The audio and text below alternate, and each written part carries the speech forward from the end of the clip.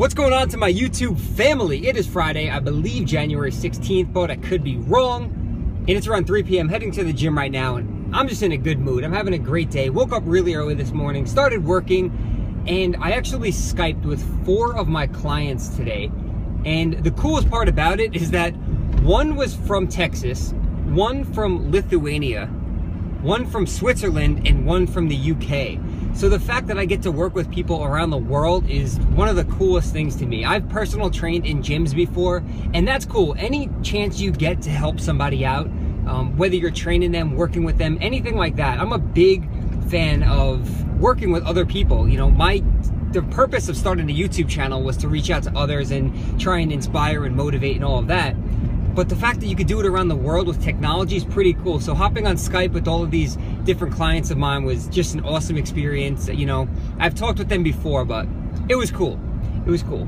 But I am going to hit shoulders today. I meant to do them yesterday with legs, but I forgot. No, I didn't forget. I just decided I would do them on their own because I haven't been giving them as much attention as I should lately. So some shoulders and abs today, and probably broing out with some arms tomorrow. And that's really it. I'm rocking out with some Ninja Turtle fruit snacks. I'm sure a lot of you guys were Ninja Turtle fans growing up, and you all picked one of your favorites. And in my family, I grew up with 2 older brothers. So my oldest brother, Mike, or Michael, was Michelangelo. My older brother, Jay, the middle, for some reason was Donatello. I think a lot of people pick either because of the color or because of their weapon. So my brother picked Michelangelo, I'm guessing because his name was Michael. Donatello, I don't know, a bow staff, not the coolest weapon to me. The sword, Leonardo, pretty damn cool, not to mention I like the color blue. But who was your favorite Ninja Turtle? You guys had to have had a favorite. Leave it in the comments below, or just say it out loud to yourself in your head. Think back to your childhood days, or yesterday, because let's be honest, you never lose that inner ninja. But Michelangelo's cool because he eats pizza and flexible dieting, so they know what it's all about. I have no idea what I'm talking about right now. I'm just rambling. Did you guys see? I just missed my mouth. There goes 3 grams of carbs right down the drain. I'll be sure to pick that up and eat it. I got a clean car. But I don't know where I'm going with this. I'm about to hit the gym. I'll talk to you guys in a minute. Oh, and a lot of people were asking me what kind of music do I listen to in the gym. I've made a gym music playlist a while ago on my YouTube channel, so you can actually search for that. But if you're interested in me updating that, telling you some of the music I currently listen to while in the gym, go ahead and like the video so I know, and I'd be more than happy to either make a new playlist or share a playlist with you or do something, maybe create a SoundCloud or something like that. So let me know if you're interested in the music I listen to when I train in the gym. But I'm here, so it's time to go to work. All right, so we are starting off today's shoulder workout with some cable standing shoulder external rotations to strengthen that rotator cuff. A lot of people neglect training their rotator cuffs, and this is what leads to injury.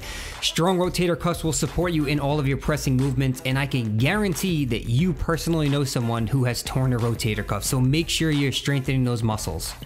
All right, so moving forward, along with strengthening the shoulders, you also want to do some shoulder mobility work. And I like to do this not only before pressing exercises, but sometimes before squats as well, because it makes it more comfortable to grab the bar when you have better shoulder mobility. So what I'm doing here are known as band dislocates and around the worlds. And you could do this with a band, which is what I recommend since it's elastic, or you could do it with some kind of dowel rod or broomstick, which is a little bit more difficult, but I definitely recommend doing some sort of shoulder mobility before you start your pressing work. All right, so we finished off here with some wall slides. All you're doing is putting your back against the wall, pushing your shoulders and your arms and your hands into the wall, and then raising them up slowly as high as possible. And this works very well for people who have rounded shoulders, and that's oftentimes due to tight pecs or inhibited serratus anterior or tight traps. It could be a whole bunch of different things, but when your shoulders are rounded forwards, it puts you at a really bad position for pressing exercises. So if you experience pain when you're doing the bench press, it could be because your shoulders are internally rotated. So you want to work on strengthening and getting that mobile, and that way it will help support your pressing.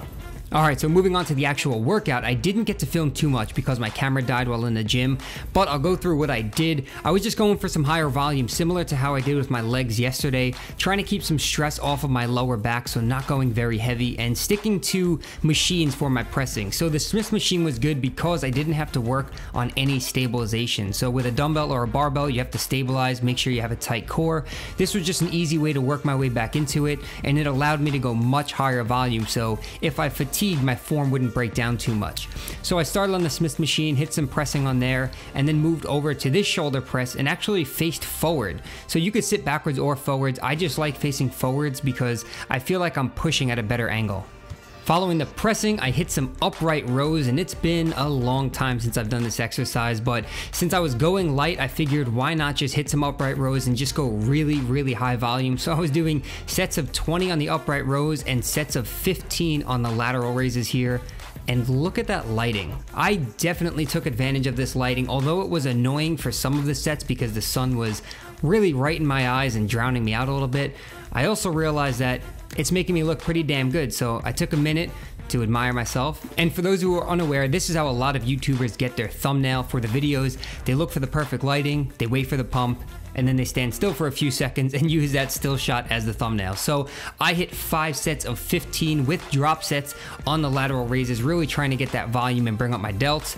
And then I finished off with shrugs, which I haven't done in a long time because I was getting some impingement in my neck. But Sanit Sebastian of Fusaro Fitness Solutions posted a video recently called Muscle Masterclass on the traps, and he was saying to tuck your chin and look down, and this actually really felt better. So I did that, didn't experience any pain. And again, with shrugs, what you want to do is focus on not shrugging up, but going back and up, and that will really hit your trap. So if you've never tried that before and you're just used to going up and down, go ahead and give that a shot. Bring those shoulders back and then up, and you'll probably feel your traps work a lot more. So that really concluded the video. I apologize again that the camera died and I couldn't get much footage, but I appreciate the support as always. I will talk to you next time, and have a great weekend, guys. Wow, I haven't busted out this vlogging camera in a long time. I've been using the iPhone and this guy right here, but that died in the gym.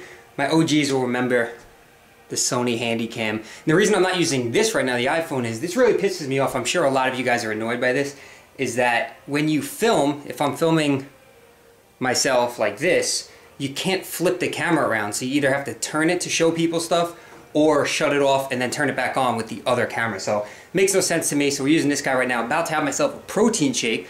And I don't think I showed you the new Ninja that I got in action. I showed you the unboxing of it and everything, but let's go take a look at it. I'm gonna get that going. Use some unsweetened almond milk here.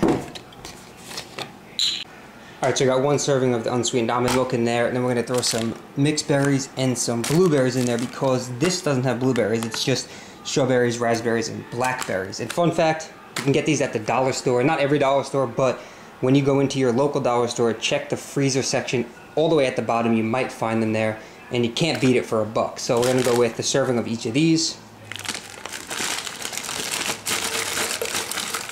Alright, we got the fruit in there, now we're going to do 2 scoops of protein powder. Alright, so we just screw it on, and then this cup is like the blender. So put it on here, lock it in, turn it on, and then all these different buttons. You have frozen drinks and smoothies, puree, dough, medium, high, pulse. So I like to just hit this one right here, the Nutra Ninja Ultra Blend, and it's gonna get loud.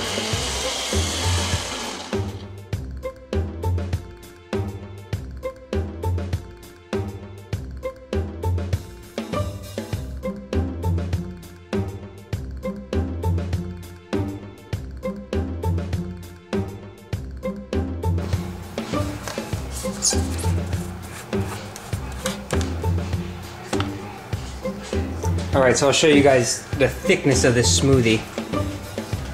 Literally like perfect with no ice. That's why frozen fruit is the best when making these.